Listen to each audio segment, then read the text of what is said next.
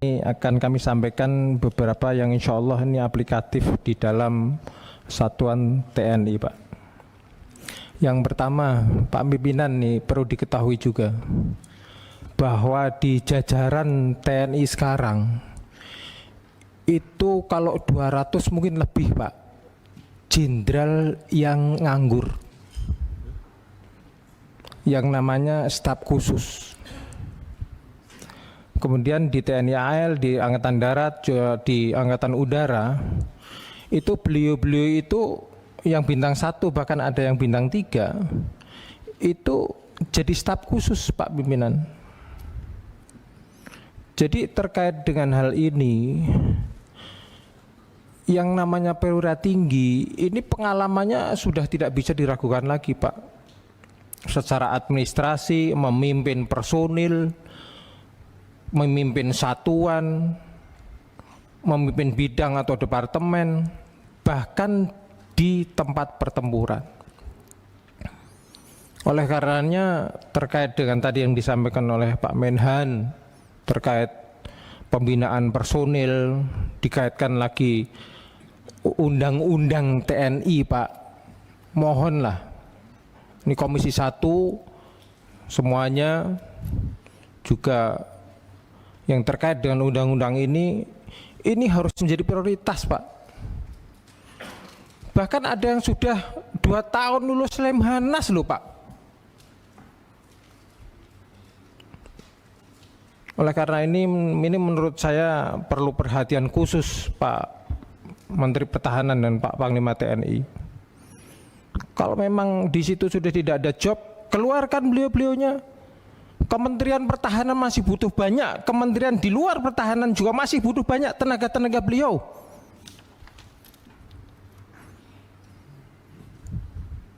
Saya mantan tentara, Pak, pernah jadi bupati. Jujur saja, saya juga plonga-plongo jadi bupati, karena emang nggak pernah dibekali untuk menjadi bupati itu ilmunya kayak apa. Nah ini kalau misalkan perwira tinggi ini segera mungkin diperbantukan ke kementerian atau departemen yang non pertahanan, harapan kami sekalian aja jadi wasrik di situ, Pak, untuk membantu Pak Presiden sekarang ini yang komitmen untuk memberantas korupsi. Sayang sekali Jenderal Lemhanas lagi yang sudah 2 tahunan lebih pada parkir. Ini mungkin perlu jadi catatan tersendiri Pak Pimpinan dan juga Pak Menhan, izin. Yang selanjutnya yang kedua, saya tertarik tadi yang disampaikan oleh Pak Menhan tentang rencana pembentukan 100 batalion teritori pembangunan, Pak ya. Tadi Bapak menyebutkan di situ ada kompi, 1 batalion itu ada kompi perikanan, peternakan, pertanian dan lain sebagainya. Ini sangat dahsyat, Pak. Dan saya yakin kenapa punya rencana kayak gini, ini Bapak pasti akan mengaplikasikan cita-cita besar Pak Presiden, di mana menginginkan mempunyai cita-cita besar Indonesia punya ketahanan pangan, bahkan swasembada. Pak, izin ini saya sampaikan, Pak, bahwa petani kita di Indonesia ini, petani yang asli, Pak, itu tidak kurang, Pak, banyak sekali. Tapi problem-problem dasar mereka sebagai petani asli yang ada di seluruh Indonesia ini memang sama sekali tidak terbackup dan tidak terbantu oleh pemerintah. Contoh satu, Pak, pupuk sajalah harus berapa ribu kali lagi, berapa juta ribu kali lagi petani itu jerit gara-gara hanya kurang pupuk. Dan ini nggak mungkin, kita nggak tahu, itu nggak mungkin. Yang kedua, masalah benih, ketersediaan benih. Yang ketiga, masalah ketersediaan pestisida atau obat-obatan untuk pertanian. Yang keempat, masalah penyuluh pertanian. 1 orang penyuluh pertanian ini, Pak, itu bisa mengcover 3 kecamatan. Lah bisa kerja dari mana? Yang paling sadis lagi ini Pak, pada saat mereka panen malah impor datang. Saran aja Pak, yang 100 batalion ini mbok di link up-kan saja Pak untuk jadi penyuluh pertanian yang langsung terjun, bareng sama petani. Bukan saya tidak setuju masalah pembukaan lahan baru Pak, bukan. Tapi saya informasikan kepada Bapak bahwa berapa banyak kepala daerah di seluruh Indonesia ini yang menghantam saja AMDAL yang harusnya daerah hijau babat jadi perumahan. Berapa banyak? Ini harusnya tanggung jawab pemerintah juga. Tapi karena punya kewenangan yang begitu dahsyat si kepala daerah ini, ya akhirnya udah 14. Dan ini semakin lama pasti lahan pertanian akan habis Pak. Mohon untuk dipertimbangkan Pak usulan kami itu, sehingga keterlibatan 100 batalion teritorial pembangunan ini betul-betul bisa manfaat luar biasa Pak.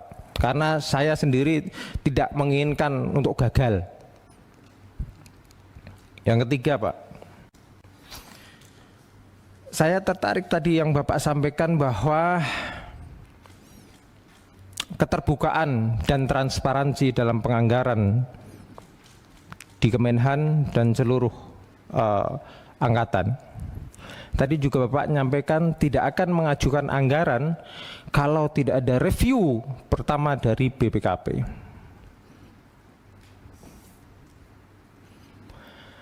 Pak, di satuan-satuan bawah, unit organisasi, apakah di Kasal, apakah di darat atau di Angkatan Udara, masih banyak Pak peralatan-peralatan yang dongkrok karena kekurangan alat atau tidak bisa merawat. Apakah sudah pernah diadakan pendataan ulang terhadap peralatan-peralatan yang memang melekat dan memang sudah ada itu untuk dimaksimalkan penggunaannya Pak? Sayang sekali kalau misalkan ada anggaran baru untuk beli tapi alat yang sudah ada sendiri yang harusnya bisa dipakai itu malah nggak kepake. Atau bahkan misalkan ada 10 heli yang ada senjatanya cuma 3, yang lainnya belum ada. Kami mohon Pak, mumpung ini masih tahun pertama Pak Presiden juga menjabat, untuk 5 tahun ke depan agar betul-betul diteliti ke masing-masing unit organisasi di bawah Bapak, sehingga peralatan tempur yang ada ini betul-betul nyata bisa terpakai. Jangan sampai yang sudah ada, yang sudah kebeli, ada yang tidak bisa kepakai atau tidak maksimal, malah beli yang baru. Kami sangat mendukung untuk keterbukaan atau transparansi dalam bidang anggaran Pak.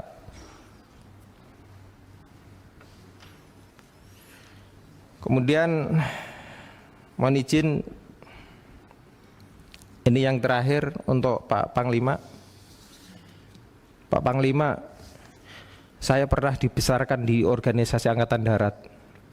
Saya bangga Pak, bangga sekali.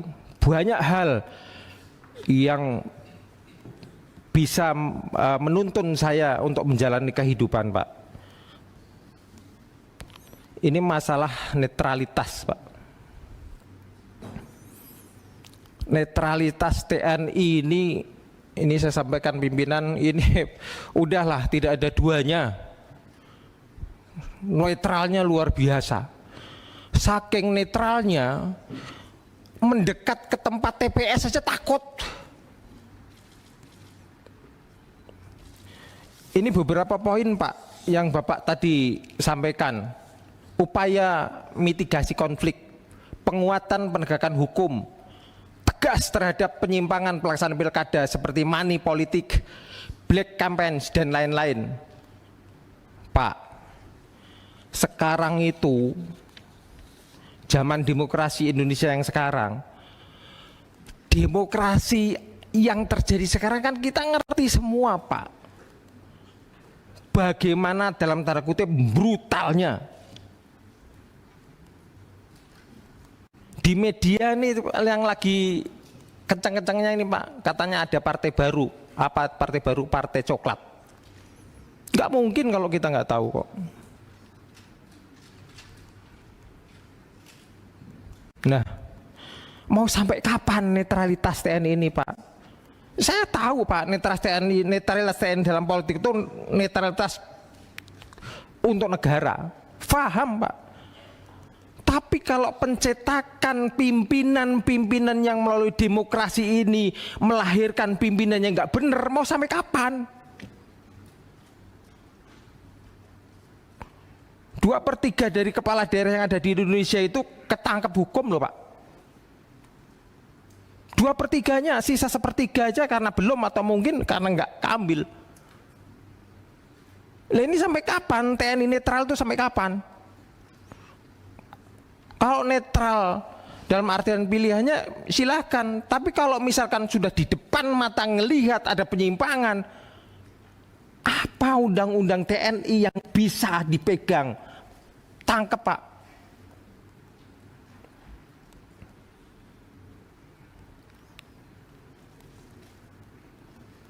Negara ini kebetulan aja Pak sekarang ini bahwa seluruh pimpinan yang ada harus keluar dari permainan politik Pak, harus keluar dari permainan politik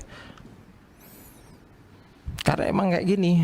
Tapi saya harapkan ke depan TNI mengambil peran lebih lagi Pak untuk menjaga netralitas dan pemilu atau pilihan yang jurdil.